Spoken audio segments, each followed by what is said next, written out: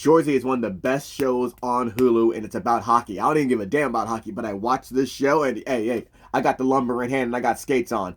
But it also does a great thing in showing, yo, when this thing you love doesn't love you back anymore, what do? I'm talking about the 4th season of Shoresy, and just know that it is killing me to not be doing a whole deep dive on it so you understand what I'm talking about, but I'll do a quick, concise recap of the first 3 seasons. In the first season, the Sudbury Bulldogs are getting their shit rocked. They got pumped 5 goose for the 20th loss in their season. Shoresy hears a rumor that the team is going to fold by the owner, Nat, who took over from her mom. Shoresy goes to confront her about it, and they get to the root of the issue. Those younger players there, they just coast. And Nat says, they don't love to win. And Shoresy says, no.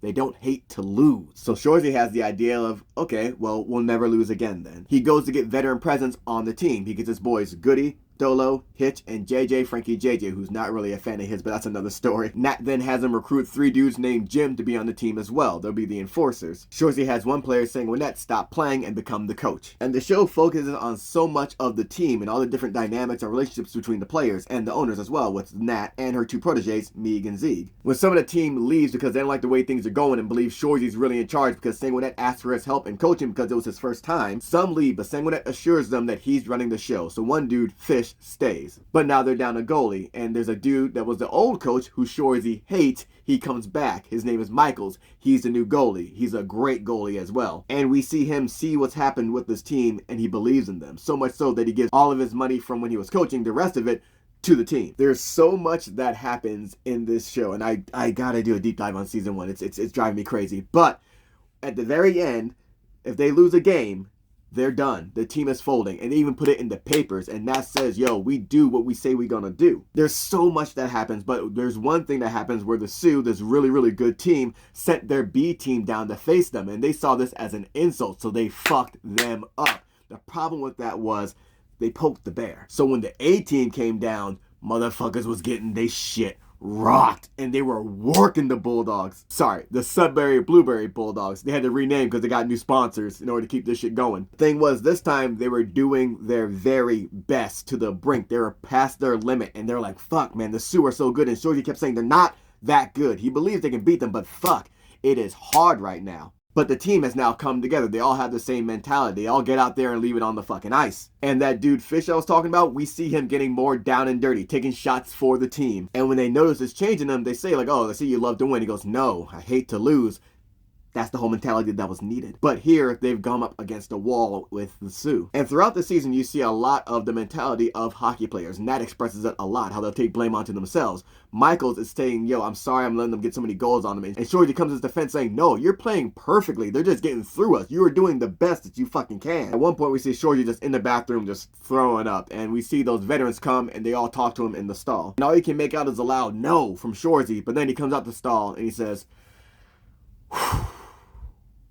We're not beating them tonight. It's not that they're better, they just have us tonight. So this is going to be our last time in this barn. That's the place, the stadium. So let's fucking make them remember the night they went against us. Let's give them the fucking lumber. And the lumber is the hockey sticks. Like, yo, we're going to fucking take it to them. And it's a beautiful moment where the team's like, okay. And it's like they're all going out there on their shield. They're going to fucking fight. They're going down fighting. Literally. And the Sioux don't like that shit at all. Keep in mind, this team has transformed. This isn't NHL. This is whale shit hockey up north. They're getting funding now. They're getting some sports equipment as well, some gym equipment to help them work out. But these motherfuckers don't work out. They be working 12-hour shifts and shit. But now we see players working out. They were taking this shit a lot more seriously. So now we see after that game, that last game that the Bulldogs lost, the Blueberry Bulldogs lost, Nat is sitting in a room with Shoresy, and she tells him, fuck you, Shoresy. Because, yeah, the team has turned around, but he's put her in a position where she said they would fold if they lost. But things have turned around now, and she can't fold because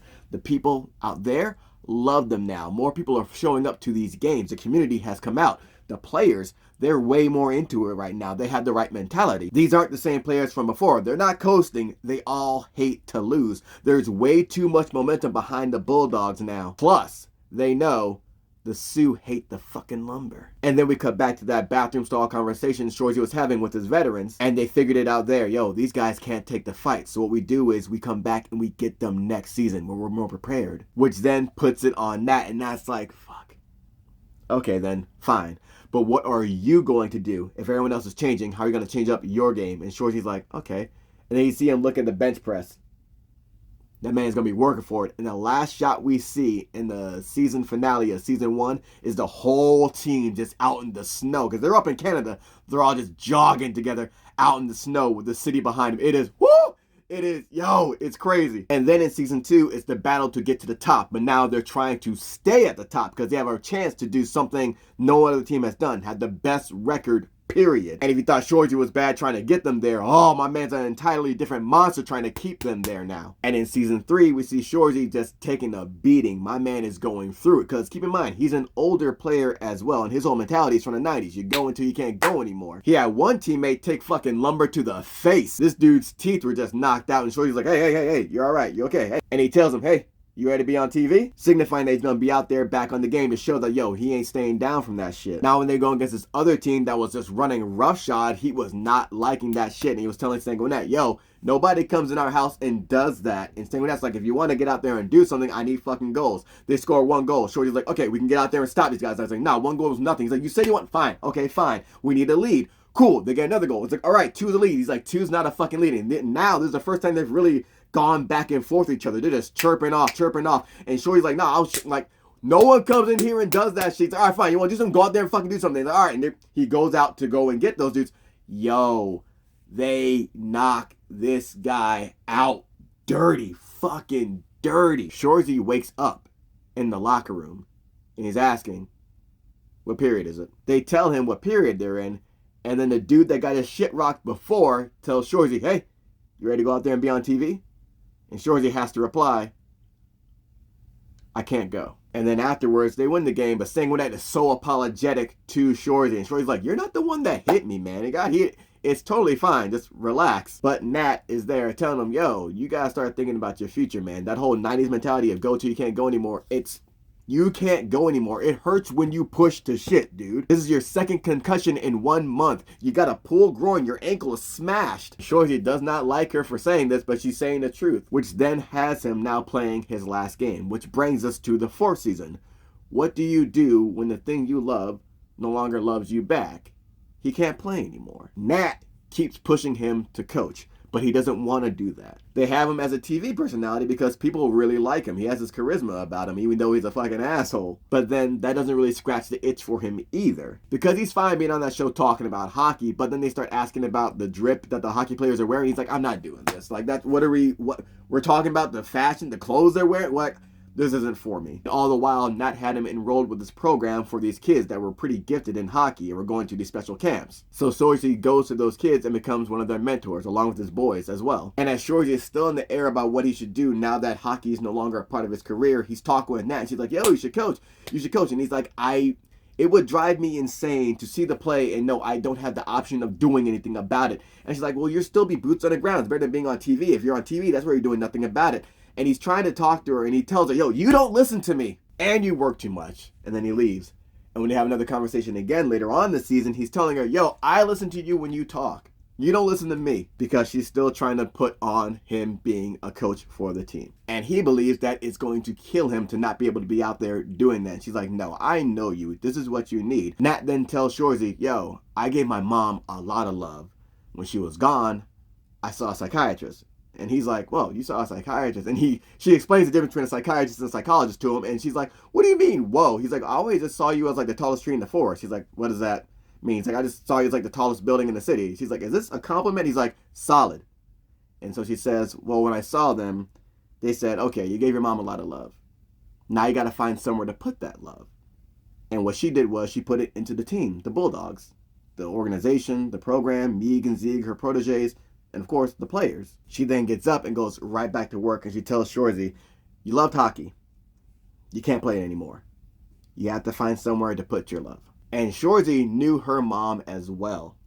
And he gets up and he puts a hand on her shoulder as she starts crying. And it's funny because the thing people keep saying on the show to Shoresy is, when you don't know where to go where you're needed. And when we see it's the last day with those kids before they go off to camp, Shoresy's like, all right, here's some parting words from all of us. Leave a good impression is what Goody says. And Shoresy's like, oh my God, you probably saw that on the IKEA poster. Dolo tells him, hey, it's a dying art, but everybody loves a fight. Your teammate, your coaches, and the girls in the back. Hitchcock tells him, yo, you can chat with the other team after the game. It's all business when you're on the ice. Michaels tells him, yo, check in with your friends to make sure everybody's okay. It's nothing to just FaceTime them to make sure everything's going good, because you don't know what someone's going through. And Shoresy tells him, hey, protect yourselves out there. You got your lumber, your stick, and you got your elbows. Your opponents have their neck and their nuts. Shoresy tells the kids, yeah, I know what you're thinking. I never been elbowed in the nuts before. Shoresy says no less than 500 guys I've done it to said the same shit too. And then he gets to the heart of the matter and he asks the kids, all right, so when you get to these camps, what are you gonna be? One kid says the best player on the ice, and Shoresy's like, you can't fucking skate. And the kid's like, I can skate. He's like, yeah, like you got him on the wrong feet. He says it again, okay, what are you gonna be? One kid says the best scoring defenseman. Shoresy says, oh my god, come on, you're gonna be the highest scorer. Well, I hope there's not a fucking egg between you and the goal. The kid's like, what? And his friend has to tell him he means your shot couldn't break an egg. And Shoresy tells him, you can't skate,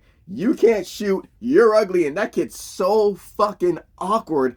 But you're lucky, it doesn't matter. What matters is effort, work ethic. So when you get to camp, what are you going to be? And all the kids then say, the hardest worker on the ice. Hell yeah, fuck yeah, that's what matters. That's what gets you noticed. Nobody's gonna give a damn how big this dude's head is when they see he can go past his limit. No one's gonna give a fuck about this kid's back zits when they see he's going an entire period. And then Shoresy tells those kids, yo, do not forget where you came from. You're from the north. You're from Sudbury. We ain't pretty and we get dirty. You make sure when they see your number out there, they see your hometown in the program and they say bingo.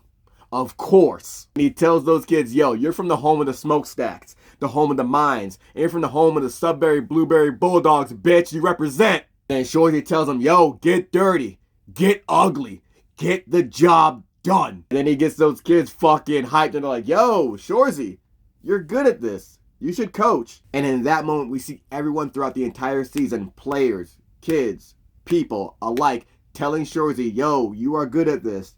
You should be coaching. We then see Shoresy go and march back to Nat's office. And he says, all right, here, let's go. And she's like, what are you talking about? I'm putting it here. Putting what here? I'm putting my love here. It's like, what the fuck are you talking about? Yeah, you got to find somebody. He's like, I want to coach. She goes, oh. He goes, I fucking think I do. You kind of made it awkward now. And they have a moment where she hugs him. And Shoresy decides, okay, this is what I'm going to do. I'm going to do this. This is where I'm needed. And to me, this is Cars 3 on ice, basically. Like, okay, you can't do this thing you love anymore. What comes next? And he had the opportunity to be on TV, talk about hockey, be a whole personality, but that wasn't it for him. That wasn't what would do it. Coaching is what would do it. I love seeing the choices made for a character when something they're good at is something they can no longer do. I especially love it when it's like fictional athletes, because it's always so much more dramatic, right? And it's also giving you insight into what's going on in their head and the personality they are. And there's so many other scenes we see in season 4 where Shoresy is changing as a different type of leader now because he's no longer a hockey player. There's this huge sex party that's going on that the team gets invited to, but one can't go because his ex is the connect and she doesn't want him there. And he's like, well, that's not fucking right, especially since she was the one cheating on him in that relationship. So all the other players can go to this weird ass event, which is weird sex party, but not him. And Shoresy's like, and that tells him, yeah, you're changing as a type of leader. And we see Shoresy, instead of going with everybody, he gets dropped off at Michael's place. Oh, and he gives Michael the most bullshit excuse as to why he's there with him instead of going to that sex party. I'm always interested in how characters evolve and continue to grow as people. And Shoresy is the best show because it's so heavy on all these different characters and all these different dynamics between the teammates and the people, even the community as well. I love a show that can get you invested in something that you don't care about. I have no care for hockey whatsoever, but I watch Shoresy, oh yeah, I'm fucking with it. That's the mark of a good show. That's the mark of great writing, and that's the mark of great characters to get you that deep into the story.